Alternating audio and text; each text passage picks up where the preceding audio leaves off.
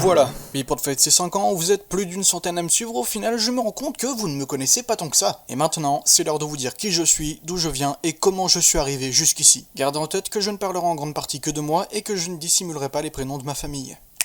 Magnéto Rémi. Représenter la Normandie est un honneur, derrière nos léopards nous chanterons en chœur. Je suis né le 7 novembre 2003 à Lisieux dans le Calvados, en plein pendant la canicule. D'après mes parents, j'étais le plus calme de la fratrie, mais avec un caractère assez grognon. Donc un gros dur au cœur tendre. Mon père vient de la campagne et ma mère est une enfant de la ville. J'aurais vécu à Manneville-sur-Risle jusqu'à mes 6 ans et je déménagerai à Pont-Audemer en 2009 pour raisons personnelles. C'est à l'école de Tagadagada qu'on apprend les bêtises.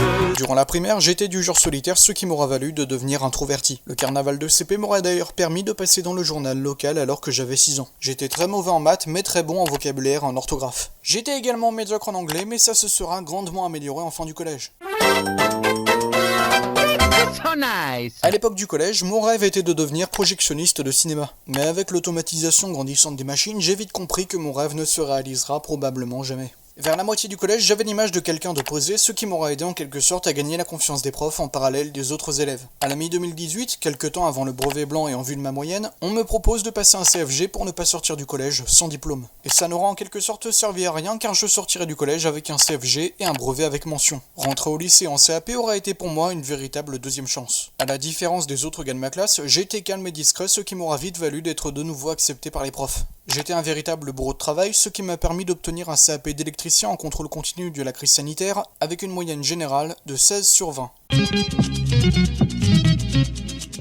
Depuis que je suis tout gamin, j'ai toujours été fan de la télévision, même si aujourd'hui je la regarde beaucoup moins. Tous les midis c'est Attention à la marche, tous les soirs c'était les Simpsons, et j'avais toute une pile de cassettes de la saison 4 de Pokémon, ainsi que les 2 premiers films. J'ai connu plusieurs autres séries comme Friends, Malcolm, Futurama, Ma famille d'abord, ou encore South Park. Mes parents sont de la génération Club Dorothée, ce qui s'est reflété sur mes goûts car j'étais fan de Princesse Sarah. J'ai passé d'excellents moments devant tous ces programmes qui eux ne sortiront jamais de ma tête. Pour tout vous dire, je me rappelle encore de la première fois que j'ai vu le duel Mustéboué contre Lucario et de la première fois que j'ai pleuré devant l'épisode de Princesse Sarah quand j'avais 5 ans.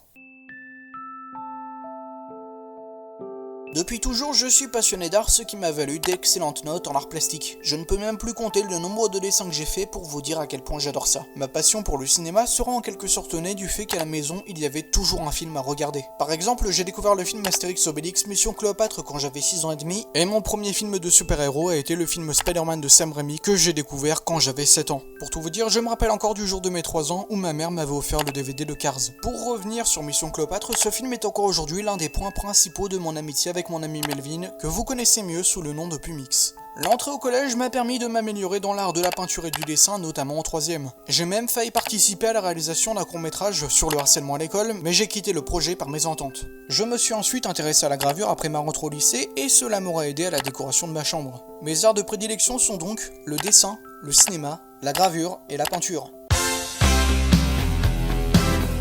Comme je l'ai dit plus tôt, j'étais fan de Princesse Sarah quand j'étais gamin et il s'est avéré que le rétro constitue une grande partie de mes goûts. Je suis fan de Retour vers le futur, du film La planète des singes de 68, de Tim Burton, des Nuls, des 6 premiers Star Wars, des Inconnus, d'Hayao Miyazaki, de Reservoir Dogs, des 2 films SOS Fantôme ou encore de Men in Black. Pour ce qui est de la musique, mes parents sont des dignes enfants des années 80, ce qui fait que je me suis vite mis à aimer Johnny Hallyday, Serge Gainsbourg ou encore Michel Sardou. Pour rester sur la musique, si j'ai découvert Émilie Joly en CE2, c'est grâce à mon ami Léo. Je suis également très fan du monde de la bande dessinée étant donné que j'ai lu Astérix, Lou, Lucky Luke, Roger et ses humains, L'Inquéteracide et même quelques comics DC et Marvel. En parlant de Lou, ma passion pour cette héroïne m'aura poussé à faire les vidéos que vous connaissez tous et à me faire remarquer par son créateur, Julien Nil, qui avait notamment adoré mon travail effectué sur les rétroposes Lou 1 et 2.